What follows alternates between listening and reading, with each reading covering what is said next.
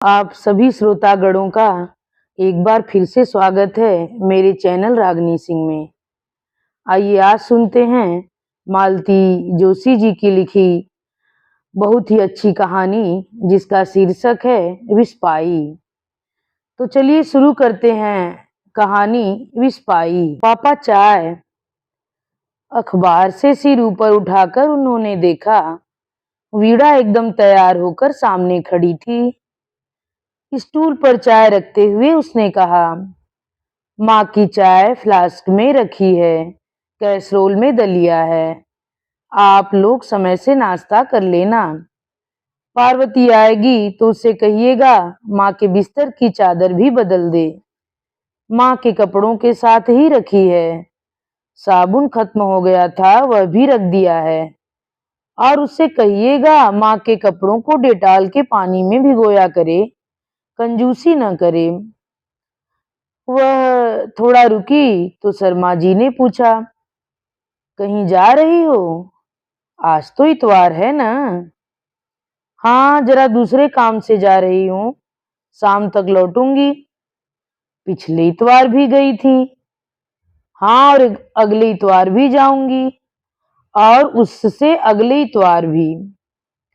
दरअसल मैंने एक छोटा सा एनजीओ ज्वाइन कर लिया है। हर संडे हम लोग पास के किसी गांव में जाते हैं, बच्चों को संस्कारित करते हैं, कहानियां कविता सुनाते हैं, महिलाओं को हाइजीन समझाते हैं, साक्षरता का प्रसार करते हैं। हम लोग मतलब।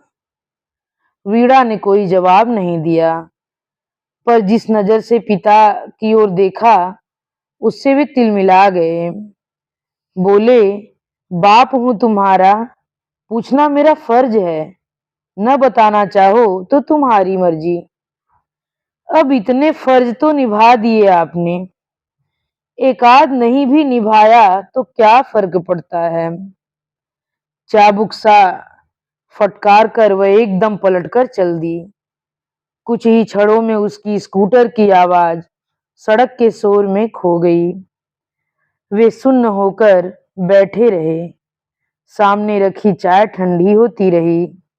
उसे हाथ लगाने का भी मन नहीं हुआ। बेटी इतनी बड़ी गाली दे गई थी कि उनका मन लहूलुहान हो गया था। पिछले 2 साल से देख रहे हैं, वीणा एकदम बदल गई है। कहाँ तो उनके सामने आंख उठाकर बात नहीं करती थी, पर अब तो जैसे पत्थर उठाकर मारती है। अव्वल तो बोलना ही नहीं चाहती, बोलती है तो जैसे जहर भुजा तीर हो। पता नहीं क्यों उसे घर के लोगों से नफरत सी हो गई है। उसकी माँ जब से बीमार हुई हैं, उसके तेवर ही बदल गए हैं। वह एक पल घर में ठहरना नहीं चाहती। छुट्टी के दिन भी बाहर जाने का बहाना खोज लेती है।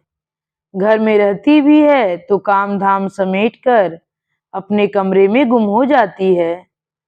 मतलब के सिवा बात ही नहीं करती, करती है तो उसकी जबान पर कांटे उगाते हैं। और उसके ये व्यंग बाण झेलने के लिए वे अभिशप्त हैं। बुढ़ापे में अब उसी का सहारा तो है। यह बात वह भी खूब समझती है, इसीलिए शेर हो गई है। कहने को 3 3 बेटे हैं, एक से एक बढ़कर हैं, पर किसी के पास उनके लिए समय नहीं है, किसी के घर में उनके लिए जगह नहीं है। कोई झूठ मूठ को भी उन्हें आमंत्रित नहीं करता। और इन्हीं नालायक बेटों के लिए उन्होंने अपनी सारी कमाई खर्च कर दी। इस लड़की की जिंदगी होम कर दी। अपने भाइयों को पढ़ाते पढ़ाते बेचारी बुढ़ा गई, और वे लोग पढ़ लिख कर ऐसे फुरे हुए कि अब पलटकर भी नहीं देखते। पेंशन है पर कितनी सी, वह तो दवाइयों के लिए ही पूरी नहीं पड़ती। और इस उम्र में सिर्फ पैसों से बात नहीं बनती, किसी का सहारा भी तो चाहिए। सच, वीणा न होती तो उनका क्या होता, यह सोचते हुए भी डर लगता है। पिछले 2 साल से पत्नी एकदम खटिया से लग गई हैं। तब से तो वह बिल्कुल असहाय से हो गए हैं। इतना इलाज हो रहा है, पर बीमारी न पकड़ाई में आ रही है न ठीक ही हो रही है। कहीं बड़ी जगह दिखाने का मन है, पर कहाँ। बड़ा दिल्ली में है, पर उसकी बहू से पत्नी की किसी भी दिन नहीं बनी। बीच वाला अमेरिका में है, वहां जाने का तो सवाल ही नहीं उठता, न वह कभी कहता है। छोटा बंबई में है, उसकी बहू भी सुशील है, पर वह ईसाई है। पत्नी तो उसके हाथ का पानी भी नहीं पीती। घर पर जाकर ठहरना तो बड़ी बात है।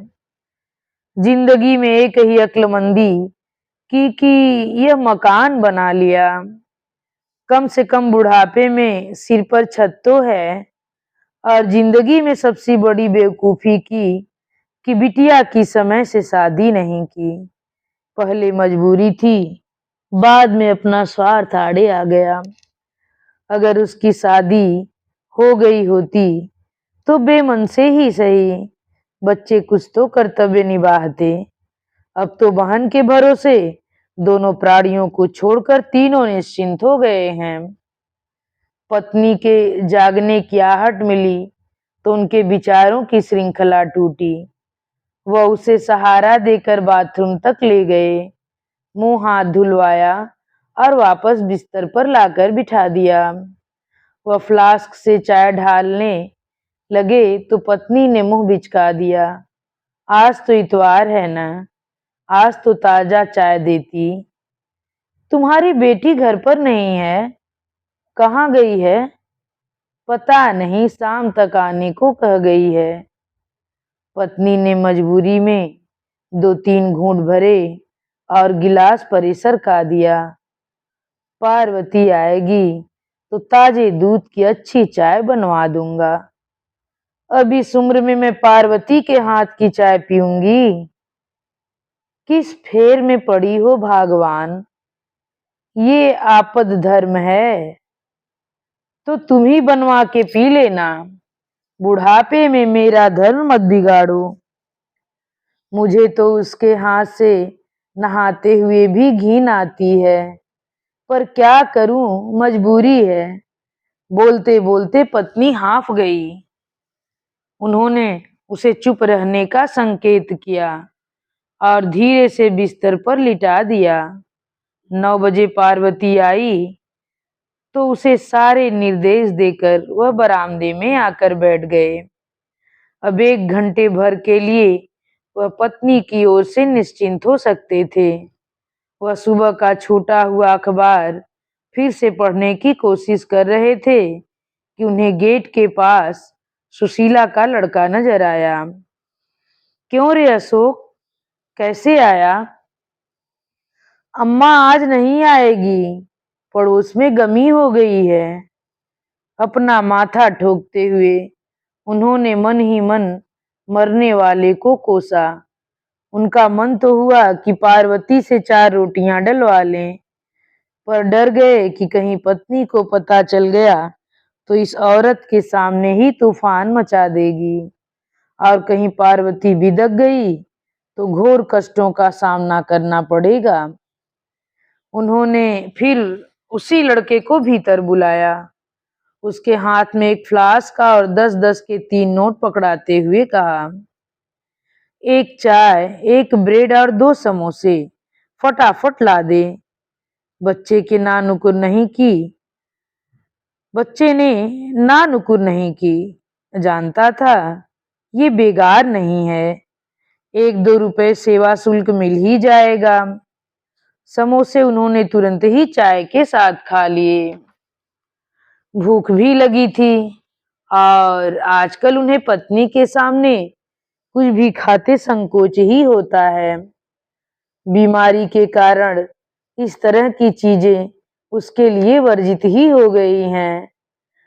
पार्वती के जाने के बाद उन्होंने दोनों का नाश्ता लगाया। दलिया एकदम फीका था। अचार की फांक के साथ ही वे उसे गले से उतार सके। पत्नी के सीने में रात दिन जलन होती रहती है, मुंह छालों से भर गया है। मिर्च तो क्या, नमक तक उसे बर्दाश्त नहीं होता। उन्हें वह फीका बेस्वाद दलिया निगलते देख पत्नी ने कहा, उससे इतना भी नहीं हुआ कि तुम्हारे लिए कुछ अलग से बना देती। उसके पास समय कहाँ है, इतना बना दिया यही बहुत है। हर इतवार आखिर वह जाती कहाँ है। आजकल बोलते हुए पत्नी हाँफने लगी थी, स्वर भी कांपने लगा था। किसी दिन पूछो तो, मुझ में तो हिम्मत नहीं है, किसी दिन तुम ही पूछ लेना। हिम्मत क्यों नहीं है, बाप हो उसके। सिर्फ जन्म देने से तो बाप का कर्तव्य पूरा नहीं हो जाता। क्यों, पढ़ाया लिखाया भी तो है, तभी ना आज इतना कमा रही है। और शादी, क्या वह हमारा कर्तव्य नहीं था। शादी तो संयोग की बात है, होनी होती तो हो ही जाती। कैसे हो जाती, जब उसकी उम्र थी तो हमने जानबूझकर ध्यान नहीं दिया, और जब उसने करनी चाहिए तो हमने होने नहीं दी। तुमने तो एकदम आत्महत्या पर उतारू हो गई। तो क्या जात कुजात कुछ भी नहीं देखती। आखिर समाज में तो मुंह दिखाना होता है ना। और जब लड़का ईसाई लड़की ब्याह लाया तब मुझसे पूछकर तो नहीं लाया, मैं तो मना ही कर देती। पर जब सामने ही लाकर खड़ी कर दी तो क्या करती। पर आज भी मैंने उसके हाथ का पानी नहीं पिया है, न उसे अपनी रसोई में घुसने दिया है। वह चुप रह गए। पत्नी से बहस करना व्यर्थ था। बस उन्हें यही लगा कि काश सतीश की तरह वीणा भी हिम्मत कर जाती, फिर जो होता देखा जाता। पर लड़कियां इतनी बेमुरौवत नहीं होती, और सतीश ने भी वीणा के समय माँ का रौद्र रूप देख लिया था, इसलिए उसने किसी को हवा ही नहीं लगने दी, सीधे ब्याह करके ही ले आया। दोपहर को उन्होंने दूध ब्रेड पत्नी के सामने रखते हुए कहा, आज सुशीला नहीं आई, आज इसी से गुजारा करना होगा। तुम क्या खाओगे। यही दूध ब्रेड, साथ में थोड़ा नमकीन ले लूंगा। पत्नी के आंसू निकल आए। भगवान मुझे मौत भी तो नहीं देता। उससे क्या होगा, मेरी वजह से तुम यहाँ पड़े हो, नहीं तो आराम से छोटे के पास चले जाते। तुम ही तो कह रहे थे लीना बहुत सुशील है, शालीन है। वह चुप रह गए। छोटी को देखा है कितना। 2 दिन के लिए तो कोई भी सौजन्यता बरत सकता है। फिर लीना जानती है कि सास ससुर तो उसके साथ कभी आने से रहे, तो वह बुराई क्यों मोल ले। इसीलिए जब भी मिलती है बड़े विनम्र भाव से मिलती है। असलियत का पता तो तब चलेगा जब कभी साथ जाकर रहना पड़ेगा। शाम को वीणा जब लौटी तो वह बाहर पेड़ों में पानी दे रहे थे। जैसे ही उसका स्कूटर रुका, उन्होंने गेट खोलते हुए कहा, आज सुशीला नहीं आई। स्कूटर स्टैंड पर लगाते हुए वीणा बोली, पापा मुझे घर में तो आने दिया होता। शर्मा जी कटकर रह गए। दरअसल वे वीणा को जताना चाह रहे थे कि उन लोगों को कितनी असुविधा हुई है। इससे शायद उसका अपराध बोध जागता, पर दुर्योग से उनकी टाइमिंग गलत हो गई। आजकल यही हो रहा है, वह धीरज ही नहीं रख पाते, न खाने में न बोलने में। वीणा कपड़े बदलने जा रही थी कि माँ ने अशक्त स्वर में आवाज दी। क्या है माँ, उसने दरवाजे में खड़े होकर कहा। अरे आज सुशीला नहीं आई, पापा बेचारे दूध ब्रेड खाकर ही रह गए हैं। अम्मा ने खांसते हुए कहा, कराहते हुए कहा। आजकल वीणा से बात करते हुए वह विशिष्ट आवाज निकालती हैं, अत्यंत करुण और क्षीण। शर्मा जी को कभी कभी खीज हो आती है। बिस्तर पर पड़ी है, पर नाटकबाजी से बाज नहीं आती। पर इस नाटक का वीणा पर कोई असर नहीं होता। वह तल्ख स्वर में बोली, ये खुशखबरी तो पापा ने मुझे गेट पर ही दे दी थी। तुमने नाहक तकलीफ की। खैर, चाय बना रही हूँ, आप लोग पियेंगे? दोनों ने कोई जवाब नहीं दिया। अपनी नाराजगी जताने का यही एक तरीका था। उसने भी दूसरी बार नहीं पूछा। वीणा ने इत्मीनान से चाय पी और फिर काम में जुट गई। देर तक बर्तन धोने की आवाज आती रही। सुशीला नहीं आई थी। सिंक में बर्तनों का ढेर लग गया था।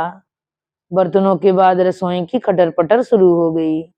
वो टीवी के सामने बैठकर भोजन की प्रतीक्षा करने लगे।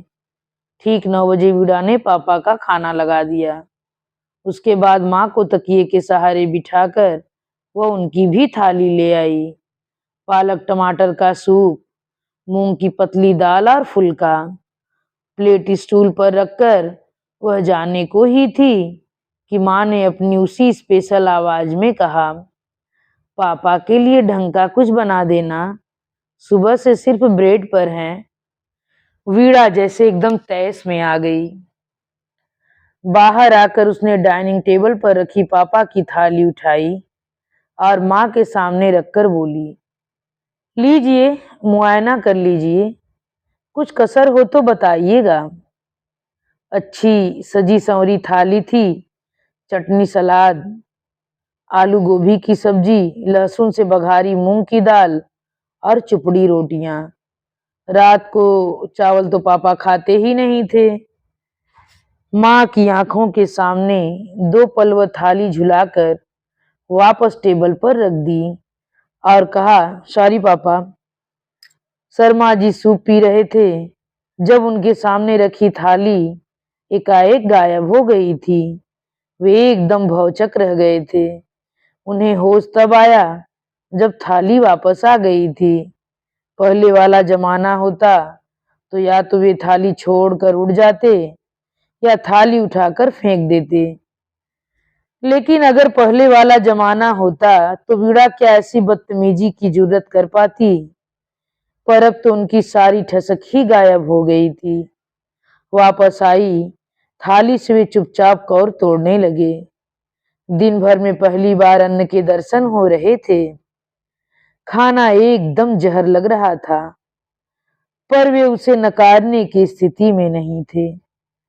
उधर पत्नी ने फिर बिसूरना शुरू कर दिया था। मेरी छाती में वैसे ही आग लगी हुई है, ऊपर से ये लड़की मुझे दिन रात जलाती है। वीणा पापा को फुल्का देने के लिए आई थी। उसने यह सुना तो माँ के दरवाजे के सामने जाकर खड़ी हो गई। माँ, मेरे कलेजे में तो पिछले 20 साल से आग लगी हुई है। भीतर ही भीतर राख हो गई हूँ। मैं फिर भी जी रही हूँ कि नहीं? तुम भी इस तरह जीना सीख लो। वीणा तो कहकर किचन में लौट गई, पर उसकी बात से माँ की इतनी रुलाई उमड़ी कि गले में फंदा ही पड़ गया। बेचारे शर्मा जी खाते खाते उड़ गए और पत्नी की पीठ सहलाने लगे। उन्होंने लाख मनुहार की, पर वीणा की माँ ने थाली परे सरका ही दी। वो अधकाई थाली सिंक में रखते हुए वीणा से कहा, बेटे, तुम्हारी माँ आज ठीक से खा नहीं पाई। सोने से पहले उन्हें 1 कप दूध जरूर दे देना। यह कहते हुए उन्हें अपना ही स्वर इतना याचनापूर्ण लगा। रसोई का काम समेटकर वीणा ने बाहर गेट पर ताला डाला, सदर दरवाजा बंद किया, फिर दूध का गिलास माँ के स्टूल के पास रखते हुए कहा, माँ, ये दूध रखा है, शक्कर डालूं या फीका ही लोगी?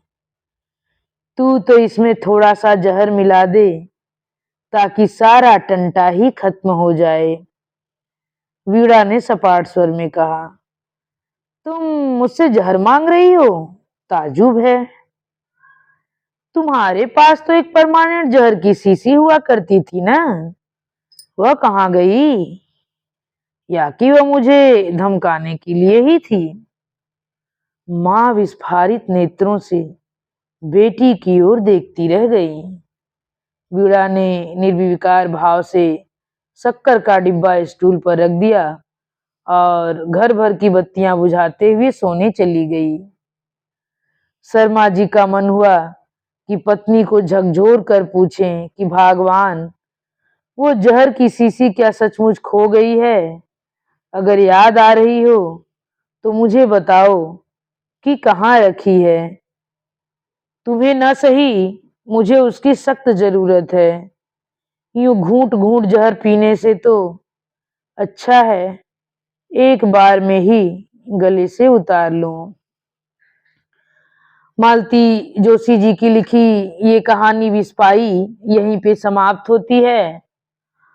आप सभी श्रोतागणों से विनम्र अनुरोध है कि अगर आप लोगों को यह कहानी अच्छी आई हो तो कृपया मेरे चैनल को सब्सक्राइब, वीडियो को लाइक और कमेंट करके जरूर बताइएगा कि कैसी लगी आप लोगों को यह कहानी। धन्यवाद।